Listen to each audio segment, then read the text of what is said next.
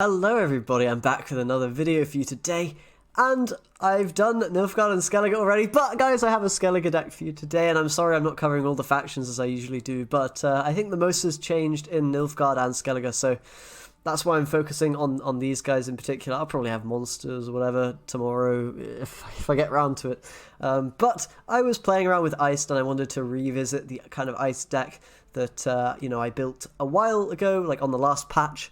Of course, changes to a few of the cards, makes the Eist deck potentially a little bit different now.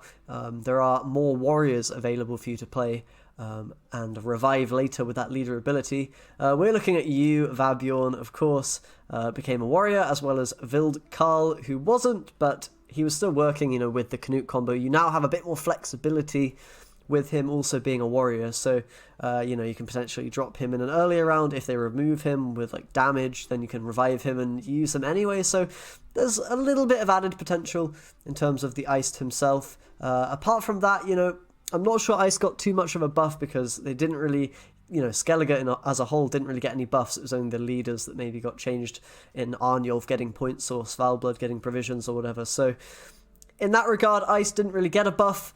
He did get some cards nerfed, like Coral and Burner. Well, not Burner, but, the thinning as a whole, if you were running that already. So I decided to take it out. It's probably a little bit overcosted and a little bit too conditional, drawing all of those cards at the same time. So no longer playing Burner or Skulls or any of that stuff. Instead, we're just going for pure kind of good plays. Every card you draw, in theory, should be pretty decent, apart from maybe a few of the bronzes. But yeah, we're just kind of playing some different thinning cards. We have Shield Maiden instead, and Roach as well, to make sure that we can try at least to get to our really powerful late game, which, as you know, with Eist tends to be quite combo oriented. We're focusing on Olaf Canute earlier in the game, getting Canute in the graveyard and maybe reviving him for Vild Karl.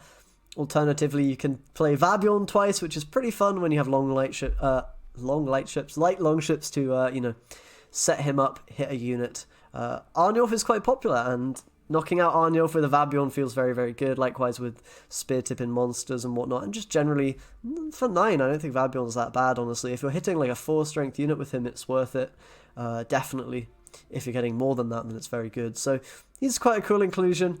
And yeah, apart from that, we're running quite similar tools. We also have Garrison, which is pretty cool. Game King actually originally came up with this idea, and it is that you can garrison a unit to, above 12 strength, and then that easily gives you a Yutta target, kind of, if you want to call it a target. Gives you a high strength unit that kind of allows Yutta to come down at 12 strength instead of 6 strength units. So there's a pretty cool combo there, and you can use it as a finisher for a 22-point play, potentially, if you have Garrison last card, Yutta in the graveyard.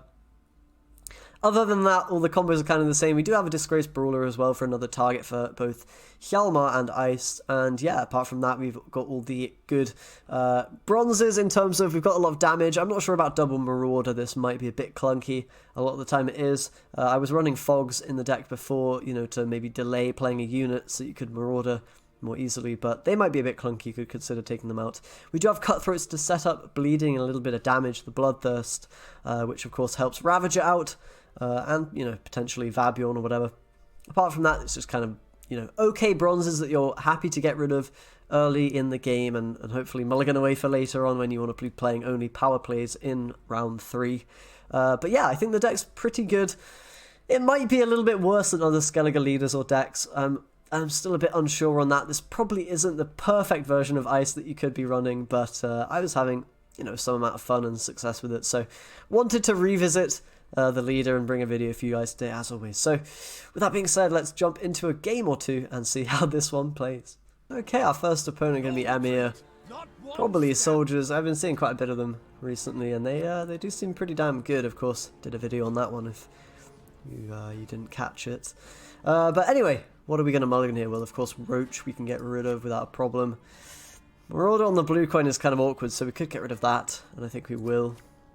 And again, another Marauder. We don't really want those for round 1 on the blue coin. On red coin, they're much better.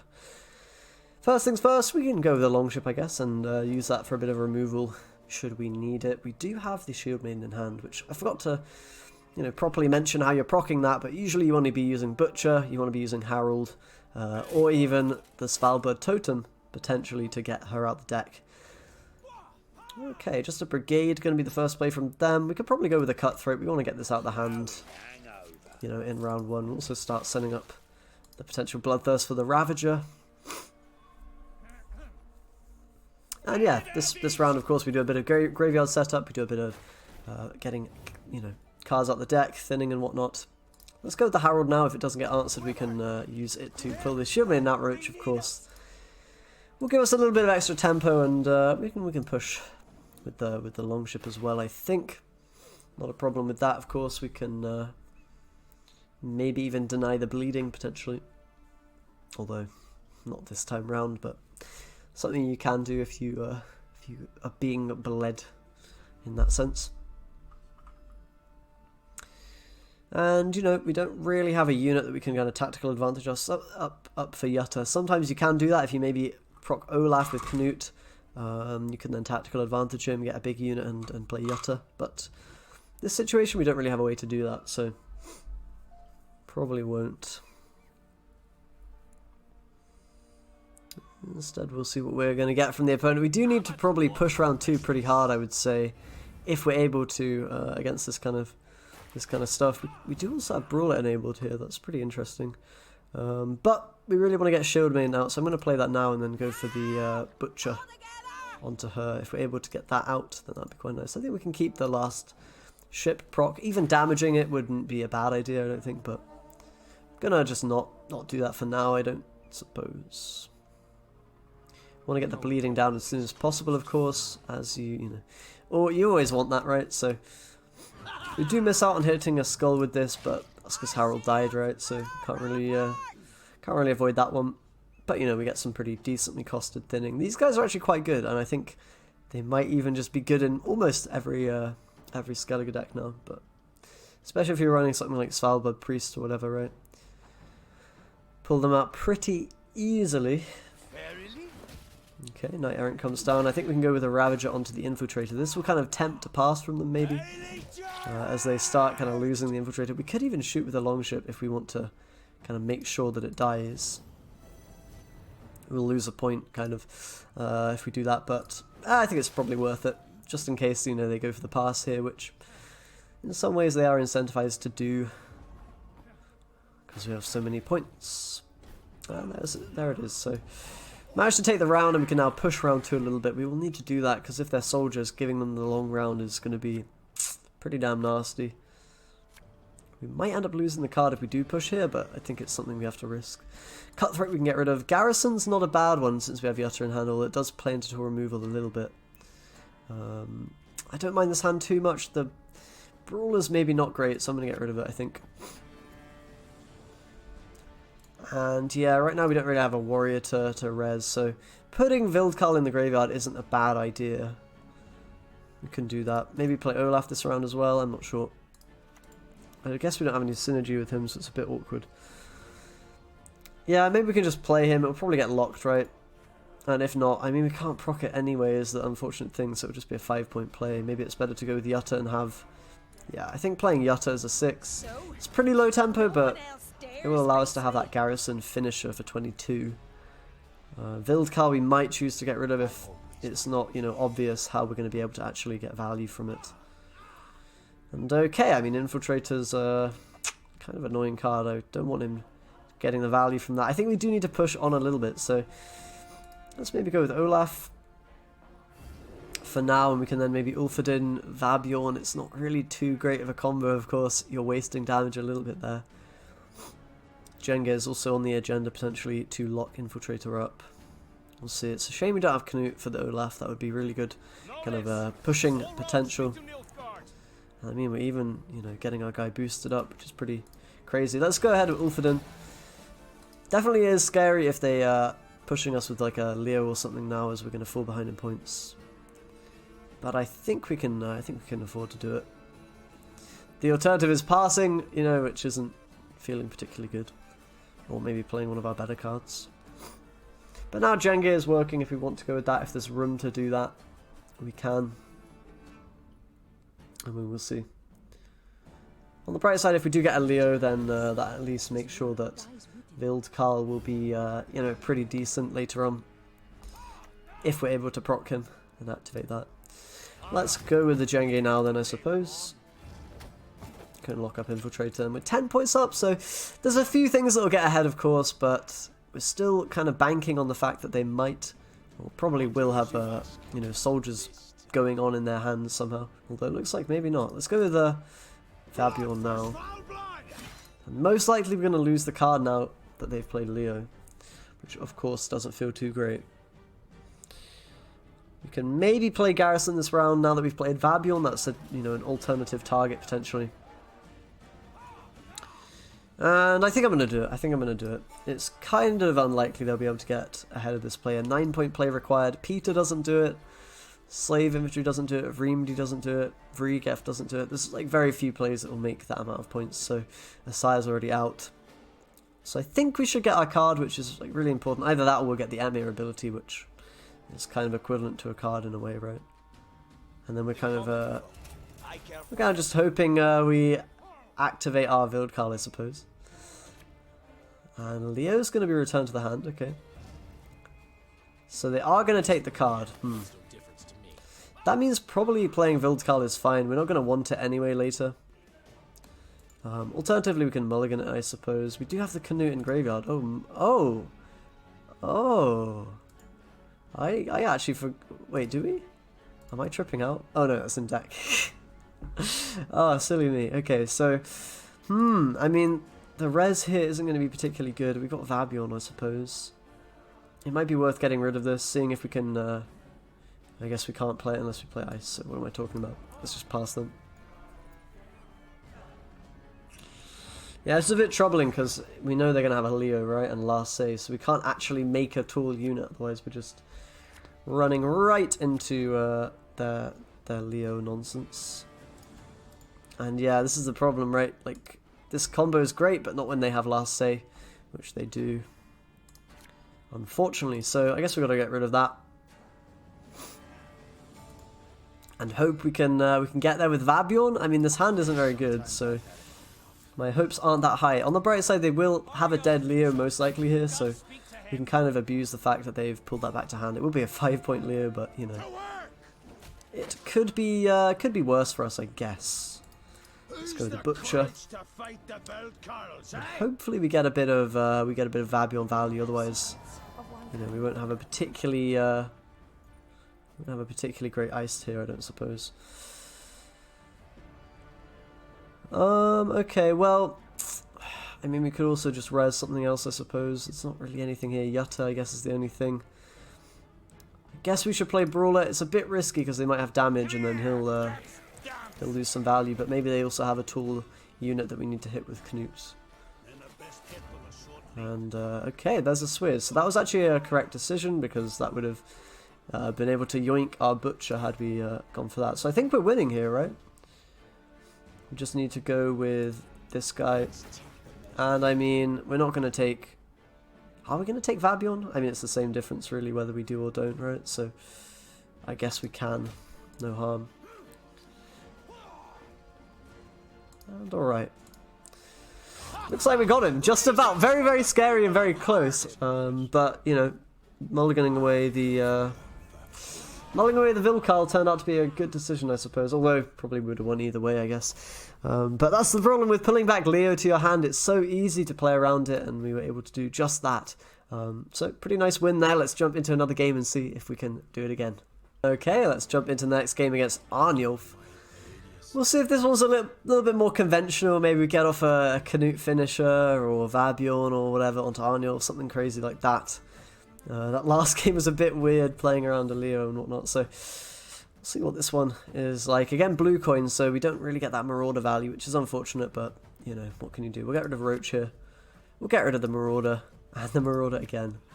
Can't use them around one, a bit awkward. And yeah, as I said, maybe you want to even take, you know, one of those out, maybe even two of them out, and swap them for something else if you so desire. So let's open up with that Longship. We might want to keep one around for later if we need to kind of enable our Fabian. That might be quite useful to have. But having one this round played out just to kind of set up Ravagers sounds like a good idea. Here, it's a little bit awkward. Don't really have too many plays to make. I think we just go with the Yutta here. We could even garrison the light longship. I guess that's probably a fine play, actually. And if they don't, you know, remove it, damage it, we can then buff it and play Yutta afterwards.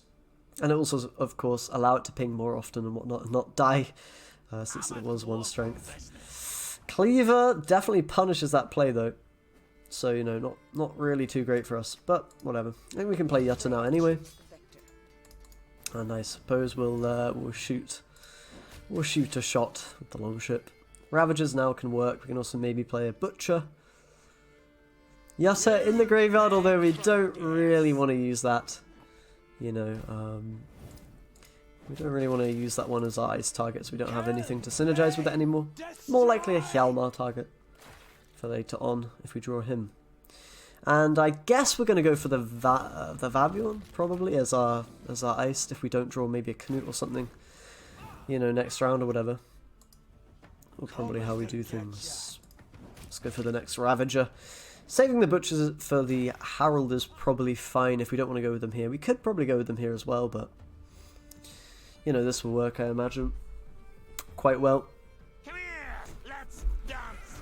And there's going to be a Butcher, so we could kind of start hitting that down. I kind of like playing the Butcher here, I think. It's a card we don't really want for later. We could also go for the Vabion, though, and have that as our kind of ice target. You know what, I kind of like that more.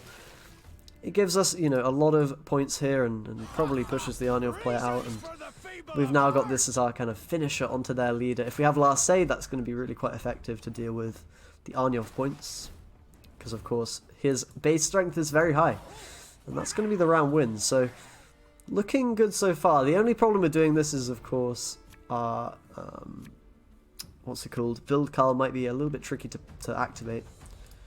You know, we can't.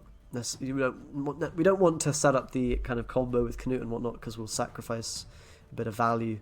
Butcher, I'm going to get rid of it. It's not the worst card with Harold, but I think it's fine to get rid of. And what are we doing here? Well, we could play a Brawler. It's a little bit risky, though.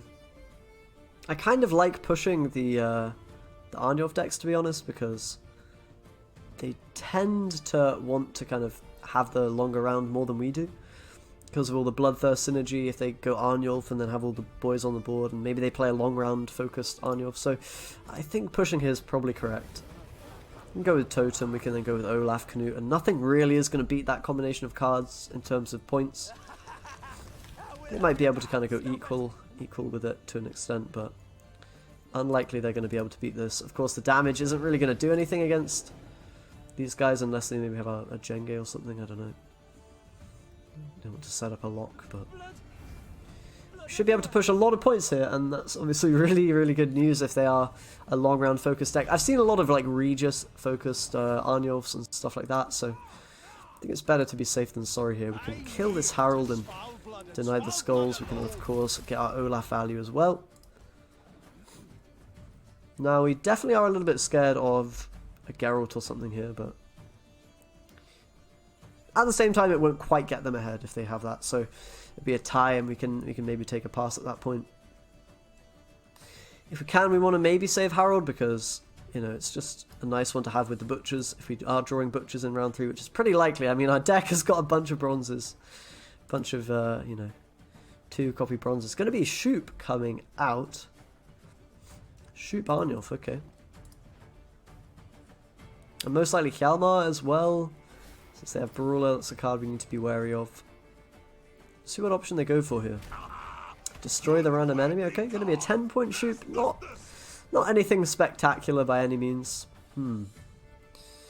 Do we need to play a card here? So we want the Longship for the Vabion, right? That's kind of our finisher in a way against the Arnulf.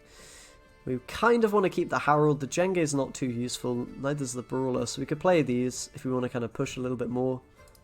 It's probably safe to do this. They'll most likely get the card if they want to commit the Arnulf, but then they don't have their leader, and that's, you know, gonna really weaken their cards in round 3. Okay, they're actually gonna play an Uldurik. We can't really deal with that in a nice way since we haven't developed the Longship. I mean, we could push quite hard here and play the Longship. It's gonna make our Eist a little bit worse if we're thinking of Avion. That being said, it might even be better just to kind of potentially play it this round. I don't know. Maybe the pass here is correct, guys. Jenga I'm not too happy with, but whatever.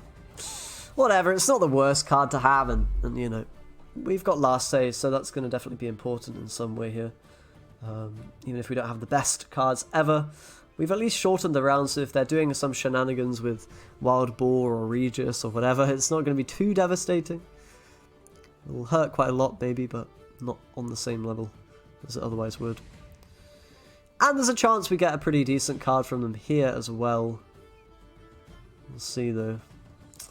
See what they, okay, they're going to go for a Donar. Yeah, it's a pretty decent card to get out of them. We could have probably afforded to go with Jenge here and got another card from them, but not really the end of the world. I think as long as we're able to answer that Arnulf effectively with Vabion, then that should be pretty good for us, I think. Okay, obviously shield mains aren't very good here. We can get rid of one of those. Vildkal with the Canute combo is pretty juicy. I don't know, it might end up indeed being better than the Vabion. It might also be worse. I mean, Vabion's a really huge play, right? And we will presumably be able to make that work. I think we do want to go for the mulligan on something. The question is what? Maybe Shield Maiden, it's a bit risky, right? Cutthroat's not very good, though. I was hoping for a Butcher or Hjalmar or something like that. Marauder here is not even good either, unless we can snipe one of these, but we have to go with it here. Oh, there we go. That's the that's the RNG bug in action right there. Just gonna snipe one of those, easy peasy. I think the RNG bug is a thing. I don't know. That happens way more than it really ought to, I think. Burner, not the hottest, hottest card ever here. Let's go with Harold. It'll probably be answered. I suppose we could even go Cutthroat first. There's kind of no reason not to. It will establish the damage unit for our Jenge if we need that. And that'll be very useful against like an Olaf. We'll see if our finish is enough. We're gonna be committed to going for Canute onto Vildkal instead of Vabion, I think. So that's maybe not ideal, but we'll see. We'll see. Maybe it won't be the end of the world. Let's go Harold now, because then we'll be able to click all the skulls in time. If it doesn't get removed. It might do. But Skull's pretty bad cards. That's keeping us in the game here for sure. Couple of kind of bad cards, the 6 and the 5, and if they have Svanrigger and stuff, it's going to be a bit intimidating.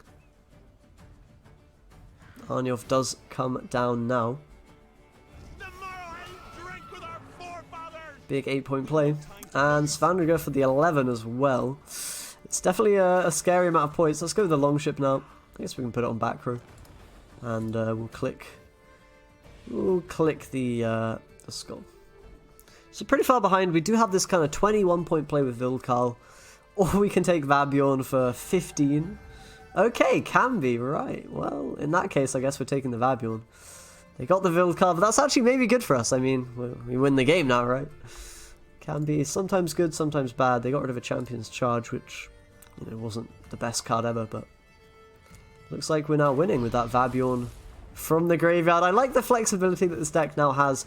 There's so many different options for you to kind of take with your leader, and that definitely is a significant buff to Eist. I don't know if Vabion's correct, but in this kind of meta where Arnulf's very popular, I don't know that it can be bad.